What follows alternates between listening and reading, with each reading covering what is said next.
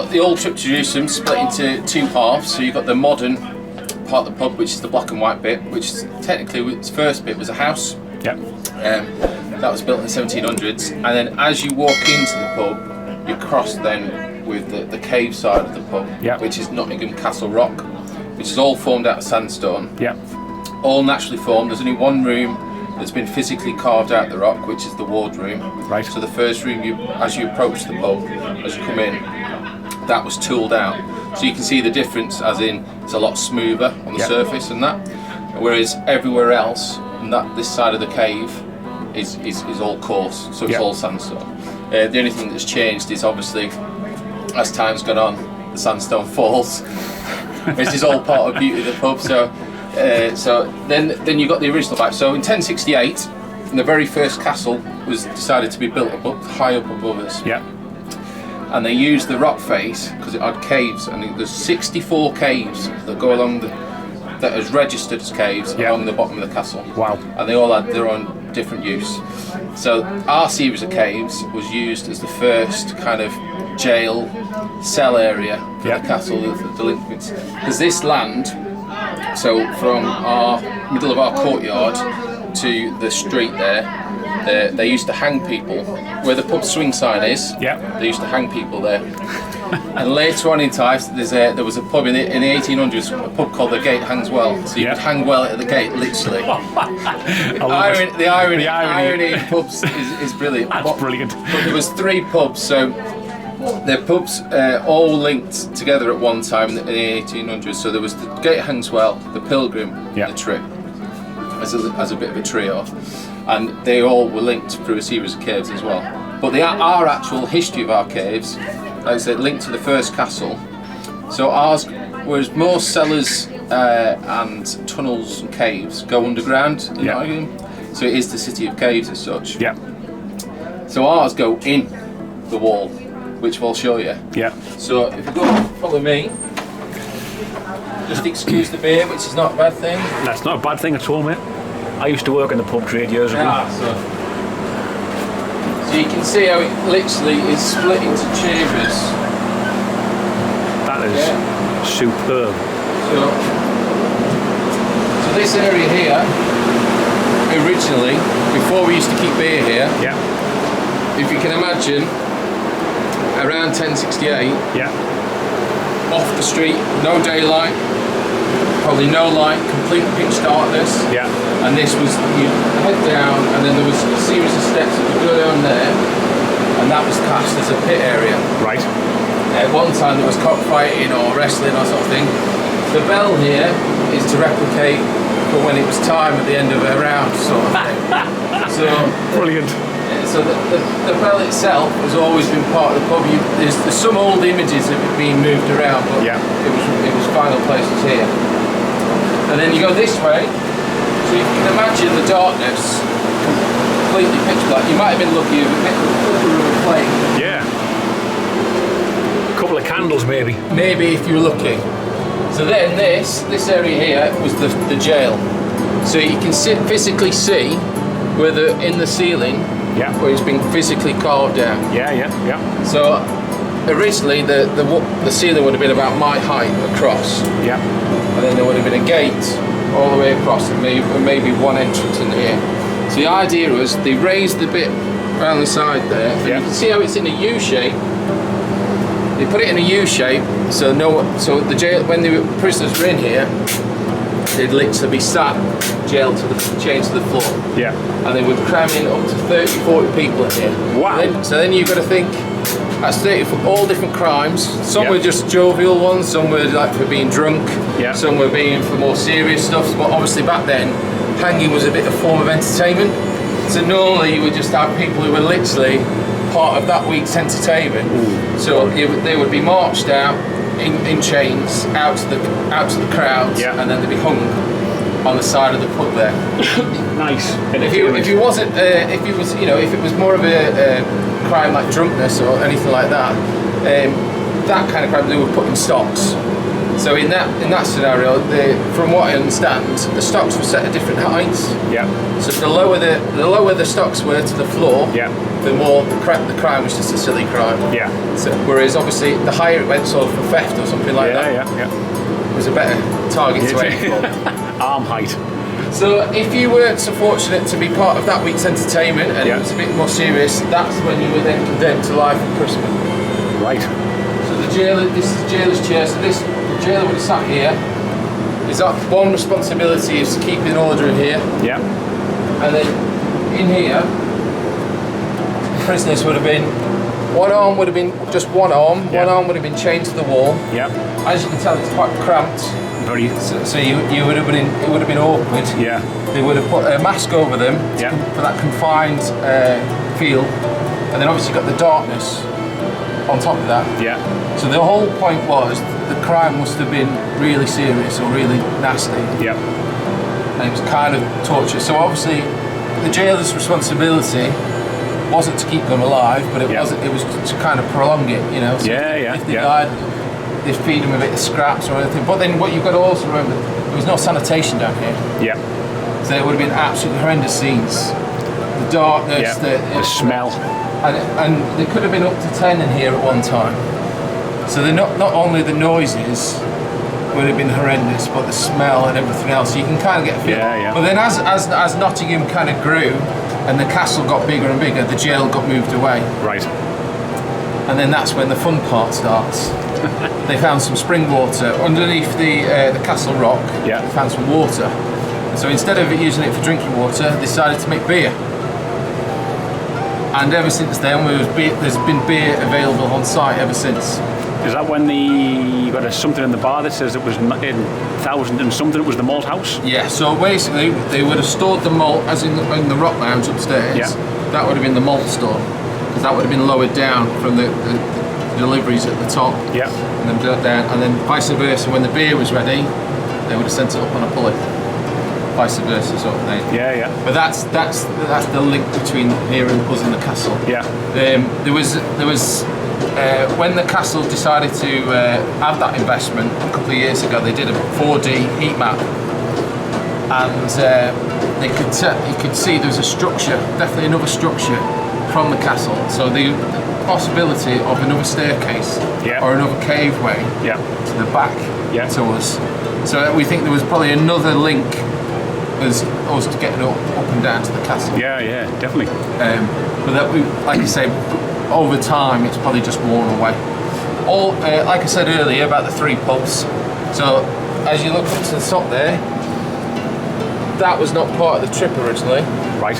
So this was part of the Pilgrim pub. Yeah. So directly above us is the Pilgrim pub. So you see the hatch in the ceiling there? Yes. Yeah. That is the only way in to the Pilgrim at this time. Yeah. So when you pop your head up, you can just see where a real grand chandelier must have been. So it was more of a members club than a bar or a pub as such. And you can just see that because it's, as you can imagine, really dark down there. You can just see the makings of a bar, a makeshift bar out of the sandstone. And then you've got, and you can see, so when you're out in the front there, you'll see randomly bricks holding Nottingham rock face up. Yes. So in 1909 there was a fire. Yeah. And we lost the Gate Hangswell and the Pilgrim. Yeah. So they were just left with holes, because back then there was no restrictions. So when them 2 pubs was built originally, they just hacked away into the rock face. I know what I mean. There's no way you could get away with that now. But that's what literally they bought the plot of land in front of it, and they just extended in the back. Where so then obviously. So when you're out in the front, you can just about see where the bricks are, and it goes up and down and across. Yeah. But it was all connected. So the idea was this land, right up until the 1970s, was classed as parochial land. Right. So no crimes against the crown you couldn't be arrested for. So this part of the city was full of all the riffraff, all kinds, all sorts. So the idea was, so from the middle of the courtyard up until the pub swing sign. you couldn't be arrested for any crimes. Obviously, certain crimes you could, but crimes committed against the crown, because what you remember is where the park estate is now, that was all forestry. Yeah. So there was a lot of hunting and that sort of thing that was carrying on. So loads of people, and then this then led out into the Broadmarsh area, which was called kind of Nottingham slums sort of thing. So really dodgy characters, and there was like 60 inns between here and the Lace Market at one time. Well, obviously because of the vast number of them, they didn't need to be very big. Yeah. So that's how they all survived. So you only need 10 people in there. So, but as time's moved on, you've got to us that survive sort of thing. But that's how it's all linked. But all the pubs were linked, and there was this. They also think there was a tunnel underneath the castle that leads out towards the Royal Children pub. Yep.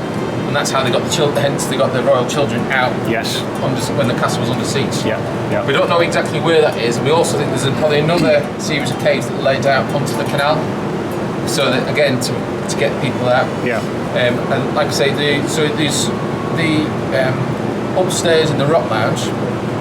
There is there's the Curse Galleon, and then to the side there's a Bronze Lady. Yeah. Now the Bronze Lady is a good luck charm. The family put her there. I saw the galleon. Yeah, so the galleon's just above the bar, and just to the left is the Bronze Lady. Now the Bronze Lady was once upon a time was a lamp, and it used to be. The idea was the family put her in there as a bit of a symbol of good light to counteract the kind of curse of the galleon. Yeah. And where she sits, if you take the wooden panel away, is a secret tunnel into the castle. Fantastic. So you crawl all the way through, which then leads to a room, which then leads to a staircase leading up to the castle. That's superb. So we don't know how long. We don't know about its original use, but the most famous fable that goes with it was Mortimer. So Mortimer had Mortimer's Hall, which is in the museum gardens. He created it as a tunnel way into accessing the castle, but nobody knew he'd already accessed it through the trip. So he'd created a hole. So basically, he had an affair with Princess Isabella. Nobody could work out how he was getting in and out of the castle for 4 years. He was in and out. They were both carried on. But the idea was he'd got someone. He wouldn't have done it himself. Yeah. Because that's the kind of guy he was. And he would crawl through back and forth at whatever time he needed to avoid getting caught. Yeah. And that's how eventually he did get caught, but that's because he was involved in all sorts of sorts of things. Fingers in many pies. Yes, but it was very that kind of. And one of the other interesting things, so when you are in the Rock Lounge and you look up to that huge vent. I saw that. So one of the stories was there was a guy on the run from London, and he'd come to see some family in Nottingham, and he'd got to Nottingham and he didn't have anywhere to go, but he'd seen some family, but he'd got here. And the story goes that he hid in that vent for 2 days. And were the ladders up there at one point? Well, no, he scaled the rock face. And come in from the top. Oh, right. Yeah. And he made base. And it made the papers and everything. Yeah. And they literally, after 2 days, the police kind of found him, literally caught in the top of the chimney breast. Fantastic. So, but no one knew he was there because he'd gone in through the top. Yeah. Because obviously the height difference from the bottom sort of thing. Yeah. But no one knew because he was tucked in right at the top. Blimey. But he obviously was going there at the end of the night or whenever it was. Yeah. And so that's it. So that's the history of the trip to Jerusalem. Thanks very much indeed. And the name. Yeah. So Ye Olde, as in ye, as in the. Yeah. And Ye Olde is basically a reference to a journey. Yeah. So any inn you see with the word Ye Olde is in reference to what follows. So ours is the trip to Jerusalem. So Richard's quite fond of Nottingham, and he kind of used it as his one of his kind of main points of call. So what he did was, when he was desperate for more forces, he'd a rallying call to the barons and the main armies of the north to come down to Nottingham and then they would rest. So the idea was they would rest in the caves, ales aplenty, and then that would give them the muster and ready to go again. And then they would march onto Kent, you see, fantastic. Up, then go onto the coast over. So whenever you see an old inn, and it's Ye, and it'll always follow whatever follows. So the old Cheshire cheese, they used to make cheese. The old fighting cocks, cockfighting, that sort of thing. There is a clue in the name. Ah, fantastic. And I take it, this is an original, is it? It's a replica of what was here originally. Yes. So this originally was, there was two of them. There was one here and there was one in that room there. So I've seen old postcards of them in different parts. Like most of the artifacts in the pub, as the families have moved on, they've changed it, sort of thing, or they've just moved them round. So the other interesting fact is the alcove, which is a little sitting area, it was a chimney at one time. So when the family sold it to the local brewery was looking for how to make the pub bigger. It's almost impossible. And they said, "Oh, see what's trying to open the chimney up, because obviously it's quite a big, massive chimney." So that's what they did. So they created a hole, opened it up, and obviously it's got hundreds and hundreds of years of soot and everything. Didn't think anything of it. Come back the next day, 8 ton. I think it's 8 ton, between 7 and 8 ton, fell through the chimney. Soot or just debris in general? Soot and debris and all sorts. Which that's why the alcove area is a weird shape. So obviously once it cleared it all away, it made it bigger, ironically. So they got what they were after. They got the sitting area. But as they were coming out, all the soot and all the debris, it took days. Took absolute days. You can imagine how much. Definitely. That was. So years after, a gentleman came in and he'd done all the metalwork, so the rails, the gates, upstairs, and he hadn't been in the pub for about 25 years, and he just came in to see if it's still using his metalwork, because he'd come from Leicester. He was the only guy within a certain distance of the pub, and he'd been contracted to do it. And he came in, he says, "I remember I came in one day to measure up, and it was just as they was getting rid of it all, and he swears, he goes, it was like a eureka moment, like they'd struck gold." And he said they pulled out from that corner, there was a sword and some shield and some other parts of it, a knight's armour or something to that effect. And it was like, that euphoric moment where it was like, they were searching. So originally they took it all out, and it was literally a knight's armour that was encased in the rock, but we would never have found it. That's not the one in the bar, is it? No. That's a replica of a sort of thing.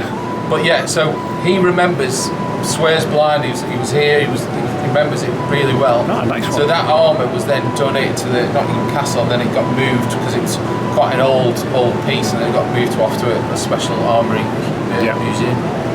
But it's one of those, with the trip, it's a learning history. So I'm still learning all the time. That's super. And what's great is it's forever telling you something different. So what you think you know, you don't really know. You know what I mean? So that's what's great. Have you ever seen anything? There is a lot of things in my time that I can't explain. So when you start here, they say, "Oh, well, Yorkie's around. You know that, don't you?" And I was like, right. So I knew Yorkie was. So George Henry Ward was the first owner to kind of really celebrate the history of the trip. And he got all his family involved. And at one time he got a bit too clever for his boots, and he actually put his name. It wasn't the trip to Jerusalem; it was Yorkie's trip to Jerusalem. So you ever see any of the old photographs of an older guy with a beard? That's Yorkie. Right. And I was up. One of the first things I was told is Yorkie's corner, where you were sat just opposite in the corner. And there's a portrait of Yorkie. Right. And he's often, people have been tapped on the shoulder. And I was like, oh, yeah, okay, whatever. And then obviously as people come in to visit you, the more time I've been sat in that corner, and people keep telling me, oh, I've been tapped on the shoulder. Or if you stood at the bar and you look over, it's almost like you can see his hat. And I was like, oh. And then I experienced it myself, so I did a double take. I could see what looked like the outlines of a hat, but I thought, I didn't know whether I'd worked too much or whatever. So. And then they said, well, in the cellar. I said, yeah. There's a pewter tankard, and I said, right, okay. And it'll just move on its own accord. I said, yeah, okay. Oh, okay. And lo and behold, the tankard would move on its. You'd purposely leave it in a place. Yep. You come back the next day and it's moved. Not moved, not moved a lot, but it's moved. So I was like, okay. And then they said, if you ever down there and you hear screams, don't panic. I said, what do you mean? She goes, oh no, because there was a lady that was pushed down the stairs, these stairs, and they were often you can be down here and you hear screams. Yeah. So I've had previous members of staff come down and said they've left the pub and they said, oh, do you ever hear the screams? Yeah. It's like, well, never heard the screams, but I know I can hear noises. And then my personal experiences were last year as we reopened after COVID, there was some glassware that was left upstairs. Yeah. And then normally you wouldn't think anything of it, but there's glass that literally, normally if someone's leaving it on the table, some knocks it and it falls over.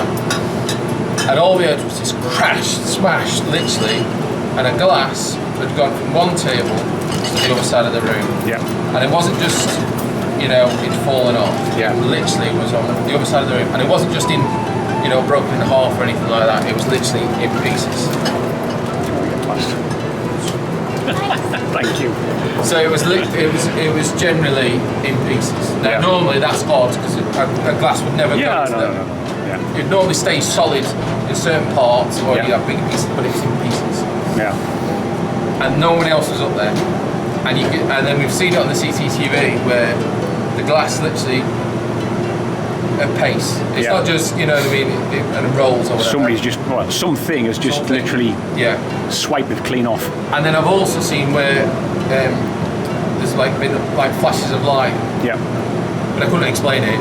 Yeah. But it is literally, you look, I've seen it on people when they have the selfies and stuff on pictures. Yeah. And there's a little orb or little white light. Yeah.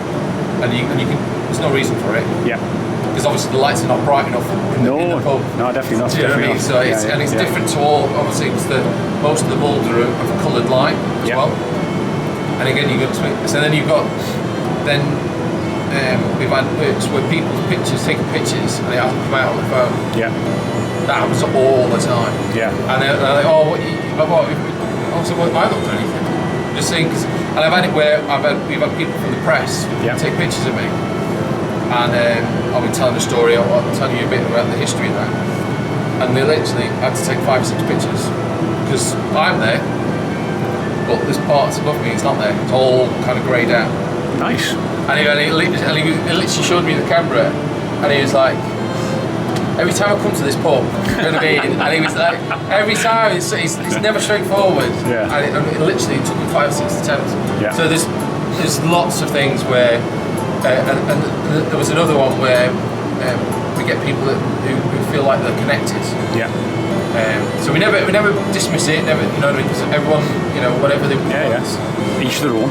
And this lady she came in dead soft and spoke, and it was a quiet afternoon. And she comes to the bar and she goes, "Do you know about the boy?" And I was like, "No."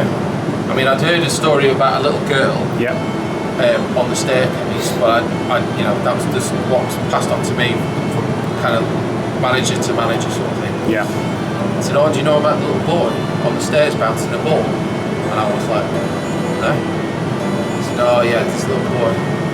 I said, I'd heard a story about a girl. No, it's definitely a boy. But then apparently, so boys were putting dresses back then. Yeah. Of a certain era, and it was just bounce ball. But then there was later then told, I found out there was a boy that died. Yeah. One of the families, and he was playing on the stairs at the time. And we've had it where members of staff have tried to go upstairs, and they've just kind of stopped. Yeah. So there's something is stopping them, so they've had to take a step round and carry on up the stairs.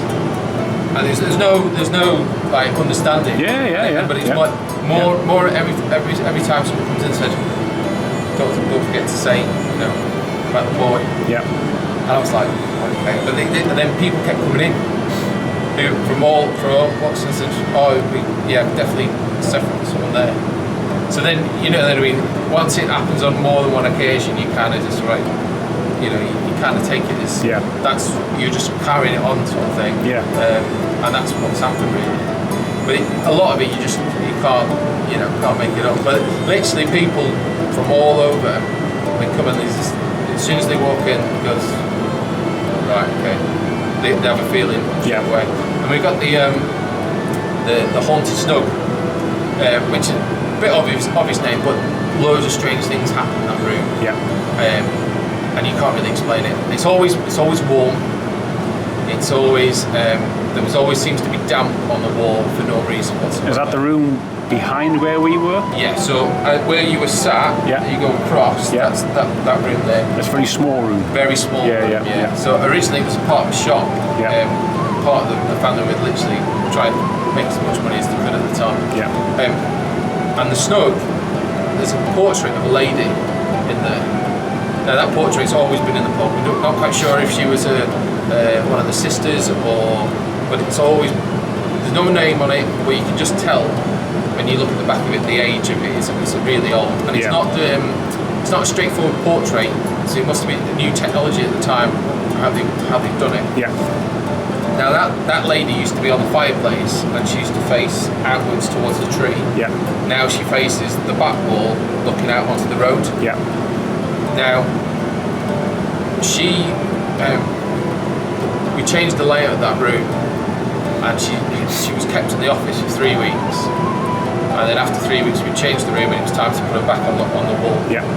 So we put her back on the wall, didn't think anything of it, come in the next day, and then obviously we'd reopened then, and we had so people come in and go, so what have you done with the picture of the lady? I said, I've done nothing. So no, she's changed. And then when you look at it, she goes, oh yeah. So her face, the impression on her face has changed. So like she's gone from being miserable, well not miserable, but grimacing. That's the talking about the photograph, or not the photograph, but the portrait in the snug still. Yeah. Of the dark-haired lady. Yeah. Very piercing glare. Yeah. So her face has changed. So she's almost now trying to bring a smile. Yeah. So if you ever saw a picture of her before and after, you definitely tell the change in the picture. Yeah. And we don't. And people say, oh yeah, you talking that. I said, I'm telling you, she was one way and now she's another way. Yeah. And then people who visited the pub before and after, they all said the same. Yeah. And then there was one other instance in that room. So there was somebody had lost the bag. Yeah. And so we were watching it on CCTV to retrace the steps. We found the bag. It was later left in the toilets. Yeah. But as we were watching the footage, we'd seen this couple, and I'm sat in Yorkie's corner. I was like, oh, they're acting odd. So in their own time, one would get up, walk in, and there's a clock in there. Now that clock used to live upstairs in the Rock Lounge, and then as time's gone, it keeps getting moved around, so it's there now. It doesn't work, it never worked. And they go in, and they change the time on the clock. Now this doesn't work, this clock. Yeah. So they change it, they open the thing, change it, close it, go back, sit down in Yorkie's corner. Literally 15 minutes later, to the minute, his partner gets up, walks the same way, goes straight to the clock, and turns it back. This happens 3 times in the space of an hour, for no apparent reason, and then they finish the drink and then they leave. But there's no rationale for them doing that. For doing it. But they literally in tandem, 15 minutes apart, go in and change the time on the clock. Did they have some quite blank looks on the faces? but it's almost like, you know, when they literally, they just get up like a robot and go and walk to do something. Very odd. I only noticed it because we were looking for this woman's bag. Yeah. But it was just like, what are they doing? What are they playing at? Yeah. But ever since, we've never seen anything else like that. That's just kind of weird, isn't it? But even if it's just strange behaviour, it's very odd behaviour. Do you know what I mean? Definitely. It's very odd behaviour. Wonderful. Thanks very much indeed. Oh, you're welcome. Really good. Is that tank car down here then? Was that that tank car down here then? The tankers. It got moved because we used to have. We've always been busy, but we've had to extend the cellar out. So we used to have a display of torture implements that we would have used and that sort of thing. And the tank was part of that as the collection sort of thing. We're still in the pub somewhere. Yeah. But yeah, it's just moved. Like I say, it would just move like physically move. It wasn't like the vibrations would move it along or anything because there was nothing else here. Fantastic, honestly. Thanks very much for that indeed. Oh, you're welcome. Well, you heard Karl, so we hopefully will be coming back here next year. So literally, I can't wait for that now. I never expected that to happen tonight. So to get a trip down there was out of this world. So hopefully, I might get this in Ale House Horns, Lorien, because I, just been to the pub. I can actually put this on your Facebook page now. Anyway, thank you very much. It's been a pleasure, and I'll see you again soon. Bye bye.